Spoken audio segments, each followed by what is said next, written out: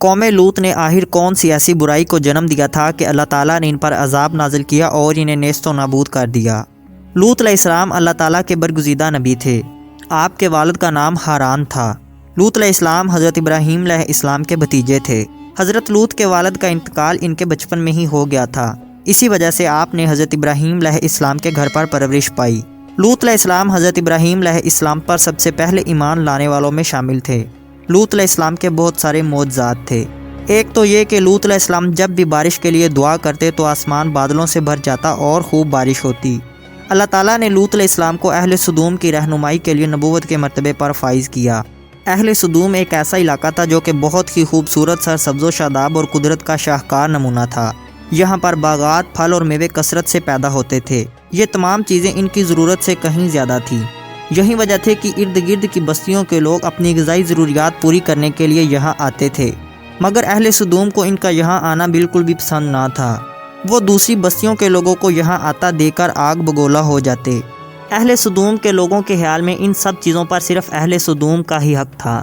ایک دن اہل سدوم کے لوگ بیٹھ کر آپس میں یہ مشورہ کر ہی رہے تھے کہ آخرکار ان دوسری بستیوں کے لوگوں کو یہاں آنے سے کیسے روکا جائے۔ اتنے میں ابلیس شیطان ایک بزرگ کے روپ میں ان کے پاس آیا اور انہیں دوسری بستیوں کے لوگوں سے چھٹکارا حاصل کرنے کے لیے مشورہ دینے لگا۔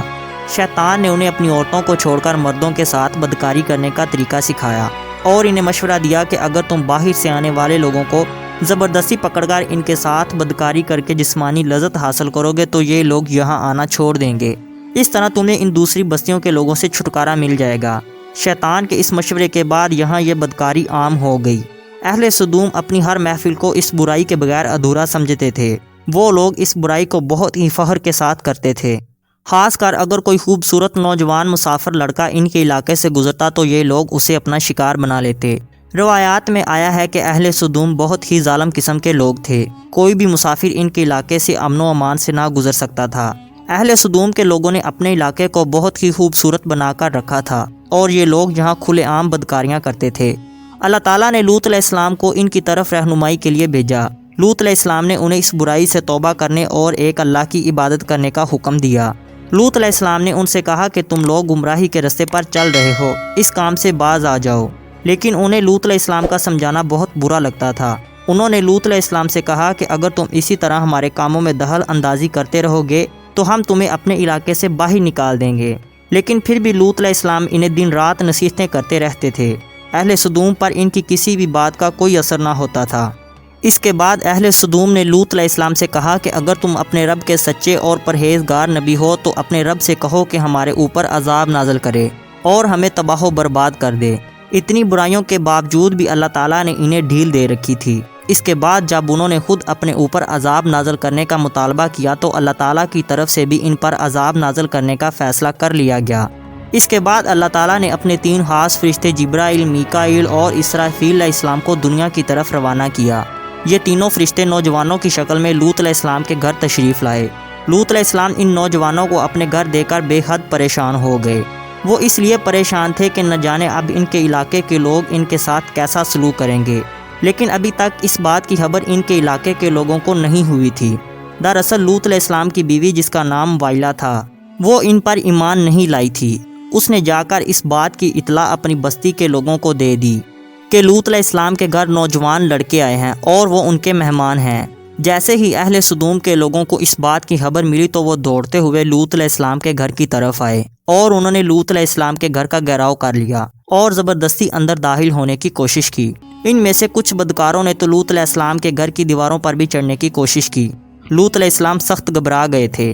لوط علیہ السلام نے ان نوجوانوں کو اپنے گھر کے ایک کونے میں چھپا دیا۔ لوط علیہ السلام کی یہ حالت دیکھ کر نوجوانوں یعنی فرشتوں نے حقیقت سے پردہ اٹھاتے ہوئے انہیں بتایا کہ ہم لوگ انسان نہیں بلکہ تمہارے رب کی طرف سے بھیجے گئے فرشتے ہیں اور یہ لوگ کبھی بھی تم تک نہیں پہنچ سکیں گے۔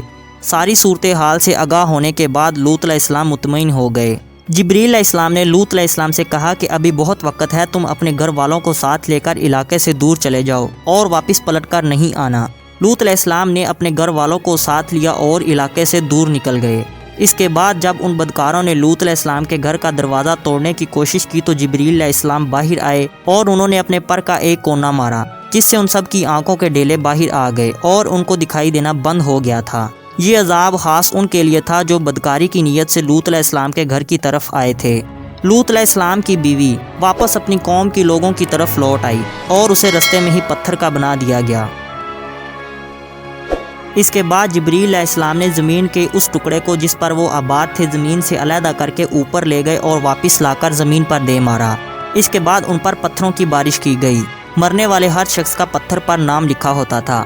پتھر جسے آ کر لگتا وہ وہیں پر غرق ہو جاتا۔ شام تک یہ ساری بستی ایک بدبودار جھیل میں تبدیل ہو چکی تھی۔ سمندر کے اس حصے کو بحر مردار یعنی ڈیڈ سی بھی کہتے ہیں۔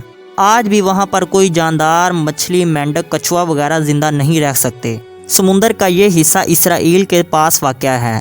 قوم لوط کی باقیات آج بھی بحر مردار کے پاس موجود ہیں، جو رہتی دنیا تک کے لوگوں کے لیے عبرت کا نشان ہیں۔